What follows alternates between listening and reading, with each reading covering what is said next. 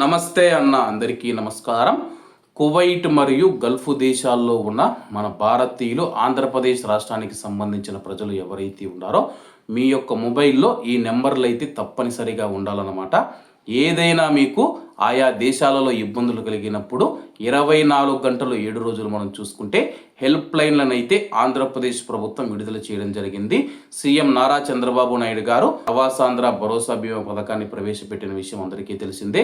ఈ నేపథ్యంలో APNRTS director Nagendra Babu Akkineni గారు మాట్లాడుతూ ఆంధ్రప్రదేశ్ నుంచి ఎవరైతే విదేశాలకు వెళ్ళినా ఆంధ్రప్రదేశ్ ప్రజలు ఎవరైతే ఉన్నారో కువైట్ కానీ గల్ఫ్ దేశాలు కానీ ప్రపంచవ్యాప్తంగా ఉన్న ఆంధ్రప్రదేశ్ రాష్ట్ర ప్రజలు ప్రవాసాంధ్రులు ఎవరైతే ఉన్నారో తప్పనిసరిగా వాళ్ళ యొక్క మొబైల్స్లో ఈ నెంబర్ను సేవ్ చేసుకోవాలని చెప్పి ఆయన తెలపడం జరిగింది. అలాగే స్క్రీన్ మీద అయితే మీకు ఒక ఫోటో కనపడుతూ ఉంది.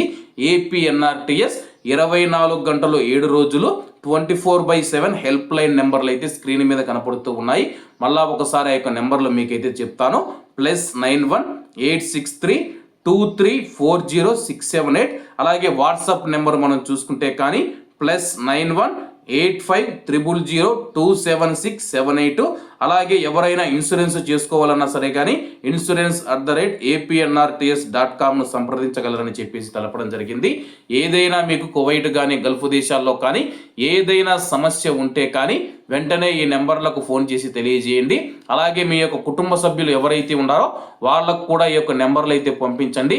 ఎందుకంటే మేము ఎప్పుడైనా ఫోన్లు ఎత్తకపోయినా సరే కానీ లేకపోతే మాకు ఏదైనా ఇబ్బంది వచ్చినప్పుడు మీరు ఈ నెంబర్లకు ఫోన్ చేసి మా యొక్క పాస్పోర్ట్ నెంబరు, అలాగే బతాకా, అలాగే మా యొక్క ఫోన్ నెంబర్ వివరాలు ద్వారా ఈ యొక్క హెల్ప్ లైన్ నెంబర్కు ఫిర్యాదు చేయడం ద్వారా వాళ్ళు వెంటనే స్పందించి ఇండియన్ ఎంబసీకి వివరాలు తెలియజేసి మీకు ఏవైనా ఇబ్బందులు ఉంటే కానీ కష్టాలు ఉంటే కానీ మీ యొక్క ఫిర్యాదు మేరకు వెంటనే స్పందించి ఆ యొక్క సమస్యను పరిష్కరించగలరని చెప్పేసి ఏపీఎన్ఆర్టీఎస్ చైర్మన్ రవి వేమూరి గారు మరియు ఏపీఎన్ఆర్టీఎస్ డైరెక్టర్ నాగేంద్రబాబు అక్కిలి గారు తెలియజేశారు. కాబట్టి కువైట్ మరియు గల్ఫ్ దేశాల్లో ఉన్న ప్రవాసాంధ్రులు ఈ యొక్క అవకాశాన్ని వినియోగించుకోగలరని కోరుకుంటూ అందరూ బాగుండాలి, అందులో మనం ఉండాలి. అందరికీ నమస్తే అన్న, జై హింద్.